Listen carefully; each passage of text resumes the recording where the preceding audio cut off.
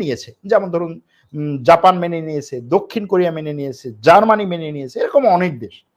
তো তারা এত কিছু মেনে নেওয়ার পরে এখন দেখা গেল যে সেই আমেরিকাই তাদের উপরে নতুন নতুন করে বড় আকারে শুল্ক আরোপ করছে। জাপানের অর্থনৈতিকভাবে জাপান এখন যে সংকটের মধ্যে আছে, একদিক থেকে তার অর্থনৈতিক সংকট আর একদিক থেকে তার জনগণের সংকট। তার এখনো পর্যন্ত গত প্রায় 16-17 বছরে কন্টিনিউয়াসলি তার দেশের জনসংখ্যার হার কমতেছে, অর্থাৎ যত মানুষ মারা যাচ্ছে তার থেকে কম মানুষ জন্ম নিচ্ছে। জাপানের জন্মের হার খুবই কম, আর জন্মের হার কম হওয়ার কারণে, অর্থাৎ শিশুরা যদি একটা দেশে একটা সমাজে না থাকে, তাহলে সেই সমাজের বৃদ্ধ মানুষগুলো সুখে শান্তিতে আনন্দে থাকতে পারে না। পরবর্তীতে কি করতে হয়, তারা আত্মহত্যা করে। এজন্য দেখবেন অর্থনৈতিকভাবে জাপান শক্তিশালী হলেও বিশ্বে আত্মহত্যার রেট, আত্মহত্যার সংখ্যা সবচেয়ে বেশি জাপানে। কেন? কারণ হচ্ছে নবজাতক শিশু বা শিশুদের সংখ্যা এই দেশটাতে কম। আর শিশুদের সংখ্যা কম হওয়া মানে হচ্ছে আপনি এই যে শিশুদের যে নিষ্পাপ আনন্দ, আপনি সেটা থেকে বঞ্চিত হচ্ছেন। আর সেটা থেকে বঞ্চিত হওয়ার মাধ্যমে আপনি সারাদিন আপনার মানে ভবিষ্যৎ নিয়ে চিন্তা করছেন। একজন বৃদ্ধ মানুষের ভবিষ্যৎ নিয়ে চিন্তা করা মানে কি? তার কোনো ভবিষ্যৎ নেই, এরকম একটা অবস্থা, যদি সে শিশুদের সাথে আনন্দ করে সময় কাটাতে না পারে। যাই হোক, সেদিকেও যাচ্ছে না। একই অবস্থা কিন্তু দক্ষিণ কোরিয়াতেও। দক্ষিণ কোরিয়া আবার কি করেছে, গত কিছুদিন আগে দক্ষিণ কোরিয়ার সরকার বলেছে যে দক্ষিণ কোরিয়ার সাধারণ মানুষের কেনাকাটার ক্ষমতা এতটাই কমে গেছে যে সরকার নতুন করে আইন করে, নতুন একটা বাজেট প্রণয়ন করে প্রায় 29 ট্রিলিয়ন দক্ষিণ কোরিয়ার মুদ্রা সরকার সেখানে বরাদ্দ করেছে। এবং সেই বরাদ্দ থেকে বলেছে দক্ষিণ কোরিয়ার প্রত্যেকটা মানুষকে, প্রত্যেকটা ঘরে ঘরে তারা $100 করে বাজার খরচ দিবে।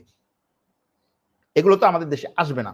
এই যে অর্থনৈতিক সমস্যাগুলো পশ্চিমা বলা হয়, এটা শুধু এখানে না, এটা আরো বিভিন্ন দেশে। এই যে আমেরিকা যে শুল্ক আরোপ করছে, এই শুল্ক আরোপে ইউরোপে শুল্ক আরোপ থেকে কিন্তু বেঁচে নেই। এবং ইউরোপ এখন নতুন করে ভাবছে যে আমেরিকায় ট্রাম্প যেভাবে রাষ্ট্র চালাচ্ছে, তাতে মিত্র দেশগুলো এখন শত্রু মিত্র কে এটা বোঝা যাচ্ছে না। এবং এই আমেরিকার এই সমস্ত জিনিসের উপরে কিন্তু নাখোশ হয়েই ইউরোপের কিছু কিছু দেশ কিন্তু ইসরায়েলের বিরুদ্ধে অবস্থান নিচ্ছে। ইউরোপের অনেকগুলো দেশ তারা ঘোষণা দিয়েছে যে এই আগামী মাসে আমেরিকাতে যে জাতিসংঘের নিরাপত্তা পরিষদের, জাতিসংঘের সাধারণ অধিবেশন আছে, সেই সাধারণ অধিবেশনে তারা ফিলিস্তিনকে স্বাধীন রাষ্ট্র হিসেবে ঘোষণা দেয়। যদিও সেখানে অনেক কলকাঠি আছে, অনেক হিসাব নিকাশ আছে।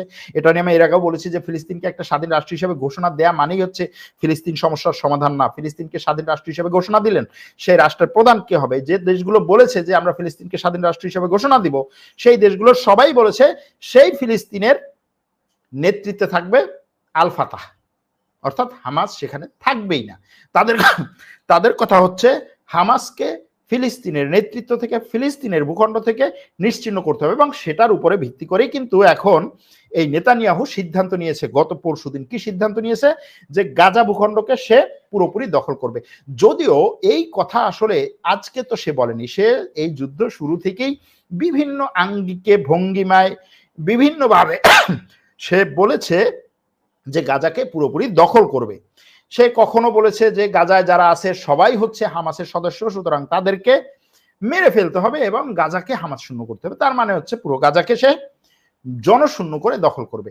তারপরে বিভিন্ন চাপ টাপ আসার পরে সে বলেছে যে ঠিক আছে, সেখানে কিছু ত্রাণ ঢুকতে দেওয়া হবে। এই ত্রাণ ঢোকা নিয়ে বিভিন্ন ধরনের কি বলে ছলনা, খামখেয়ালি, ধোকাবাজি এগুলো চলেছে।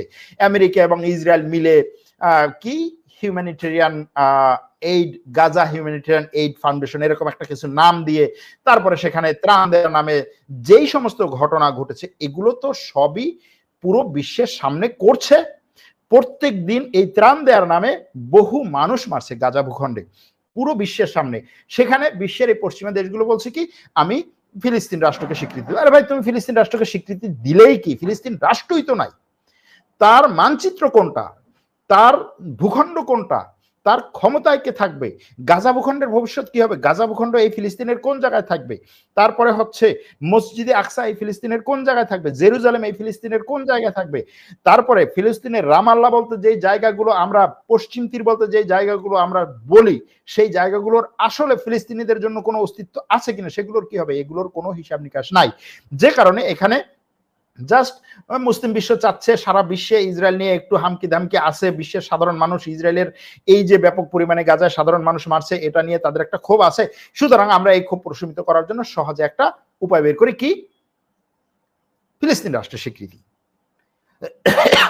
এখন অনেকের প্রশ্ন যে ফিলিস্তিন রাষ্ট্রের স্বীকৃতি যদি না হয় তাহলে তো এটা তো ফার্স্ট স্টেপ হিসেবে এটা আসতে হবে, ফার্স্ট স্টেপ হিসেবে আসতে হবে, কিন্তু এই ফার্স্ট স্টেপটা যদি আপনার লাস্ট স্টেপের অর্থাৎ কফিনের লাস্ট ব্রেক হয় তখন কি হবে? যেমন ধরুন এই যে দ্বিরাষ্ট্র তত্ত্বের ভিত্তিতে ফিলিস্তিন গাজা এবং ফিলিস্তিন ইসরায়েল সমস্যার সমাধানের কথা কখন এসেছিল? অসলো চুক্তিতে। অসলো চুক্তি থেকে স্বাক্ষর করেছিল ইয়াসির আরাফাত। সেই অসলো চুক্তিতে স্বাক্ষর করার পর থেকেই ফিলিস্তিনিদের কপালে সবচেয়ে বেশি দুর্ভোগ নেমে এসেছে। অথচ তখন কি বলা হয়েছিল যে এই চুক্তির মাধ্যমে ফিলিস্তিনরা একটা স্বাধীন ভূখণ্ড পাবে, ফিলিস্তিন গাজা এবং ইসরায়েল সমস্যার সমাধান হবে, এবং সেটার জন্য ইয়াসির আরাফাতকে শান্তি পুরস্কার দেওয়া হয়েছিল, নোবেল শান্তি পুরস্কার দেওয়া হয়েছিল। হয়েছিল না? হয়েছিল। কি হয়েছে? তখন অনেকেই বলেছিল যে এটা ফার্স্ট স্টেপ, সুতরাং এই স্টেপগুলো ধরেই তারপর আগাতে হবে। এখন অনেকের প্রশ্ন যে আসলে এখানে কি করা দরকার, এটার উপরেও বহু আলোচনা করেছি, সেগুলো আপনারা দেখতে পারেন। এখন অনেকের প্রশ্ন যে ন্যাটো এই সব ঝামেলার মূল, এটা ঠিক যে ন্যাটো সব ঝামেলার মূল, ন্যাটো অনেক সমস্যা করছে, আবার ন্যাটোকে ভাঙতে পারছে না এই যে ন্যাটোর বাইরে যে দেশগুলো আছে, অথবা ন্যাটোর বাইরে যে দেশগুলো আছে তারা ন্যাটোর মতো করে একটা সামরিক জোট গঠন করতে পারছে না। যেমন ধরুন ব্রিক্স হচ্ছে একটা অর্থনৈতিক জোট, তারপরে সাংহাই কোঅপারেশন অর্গানাইজেশন সেটা হচ্ছে একটা অর্থনৈতিক জোট। এই অর্থনৈতিক জোটগুলো তাদের বিভিন্ন ধরনের, এই দেশগুলোর মধ্যে বিভিন্ন ধরনের সমস্যা থাকার পরেও তারা সামনে আগাচ্ছে, কিন্তু ন্যাটোর মতো কোনো একটা ন্যাটো বিরোধী বা পশ্চিমা বিরোধী পূর্বের বলয়ের অথবা আমরা যেটা বলি দক্ষিণের বলয়ে এরকম কোনো সামরিক জোট এখনো পর্যন্ত গড়ে উঠছে না। সেটার বিভিন্ন ধরনের কারণ আছে। কারণ ন্যাটো যে গড়ে উঠেছে, ন্যাটো কিন্তু সব দেশ একত্রে এসে সিদ্ধান্ত নিয়েছে, ভাই আমার এই শক্তি আছে, তোমার এই শক্তি আছে, এই শক্তিগুলোকে সব একত্র করি, তারপর আসো আমরা একটা বৃহৎ শক্তি হই। এই সিদ্ধান্ত কিন্তু তারা সেভাবে নেয়নি। ন্যাটো হয়েছে, আমেরিকা বলেছে যে আমি একটা সামরিক শক্তি গঠন করব যেটার পুরো দায়িত্বে থাকবে আমার দেশ। তুমি যদি আমার সাথে যোগ দাও তাহলে আমি তোমাকে প্রোটেকশন দেব, যদি আমার সাথে যোগ না দাও তাহলে আমি তোমাকে শেষ করে দেব। আমেরিকা ইউরোপকে এই কথা বলে ন্যাটোতে নিয়েছে। তুরস্ককে কি বলে ন্যাটোতে নিয়েছিল? যে তুমি যদি আমার সাথে যোগ দাও তাহলে রাশিয়ার বিরুদ্ধে তোমাকে প্রোটেকশন দেব, আর যদি তুমি আমার সাথে এই ন্যাটোতে যোগ না দাও তাহলে তোমাকে রাশিয়ার মুখের সামনে খাবার হিসেবে আমি তুলে দেব, রাশিয়া তোমাকে গিলে খাবে। তো এই ধরনের কোনো দেশ তো এখনো পর্যন্ত সামনে আসেনি। ভারতের এই ধরনের কোনো টেন্ডেন্সি অথবা এই ধরনের কোনো শক্তি আপাতত দেখা যাচ্ছে না।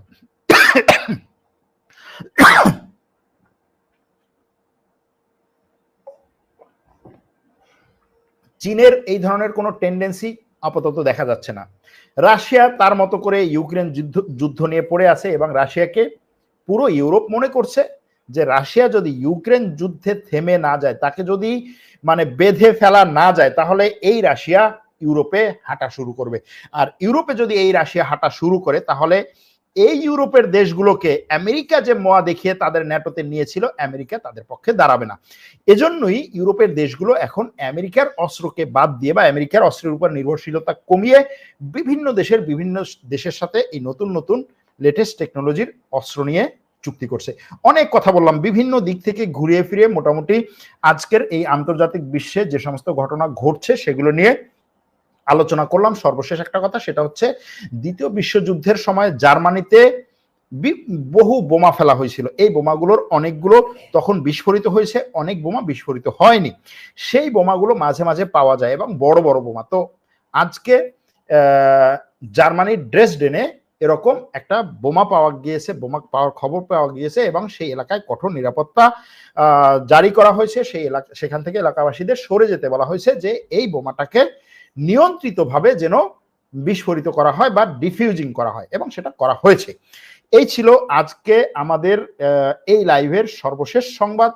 এক দর্শক লিখেছেন যে তিনি 328 নম্বর লাইক করেছেন, বহু দর্শক অনেক কমেন্ট করেছেন, এবং অনেক দর্শক বলেছেন যে আমি দেশে আসছি, দেশে আসার কারণে অনেকে আমার সাথে দেখা করতে চান।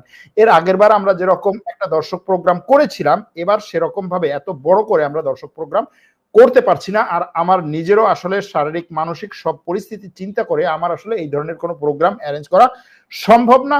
একটা ইন্টারন্যাশনাল সংস্থা যদি বলি অথবা কোম্পানি বলি, তারা এই প্রোগ্রাম, একটা ছোট্ট একটা প্রোগ্রাম অর্গানাইজ করছে, খুব সীমিত সংখ্যক লোক সেখানে আসতে পারবে সেরকম একটা প্রোগ্রাম ঢাকায় অ্যারেঞ্জ করছে আগস্টের 16 তারিখ। আপনারা আমাদের টেলিগ্রাম, ফেসবুক এবং ইউটিউবে এই ব্যাপারে পোস্টগুলো দেখতে পারেন এবং সেখান থেকে যোগাযোগ করতে পারেন। যারা আসলেই সিরিয়াসলি বিভিন্ন বিষয় নিয়ে আলাপ করতে চান তারা, তাদেরকে অগ্রিম স্বাগতম। ভালো থাকবেন, সুস্থ থাকবেন।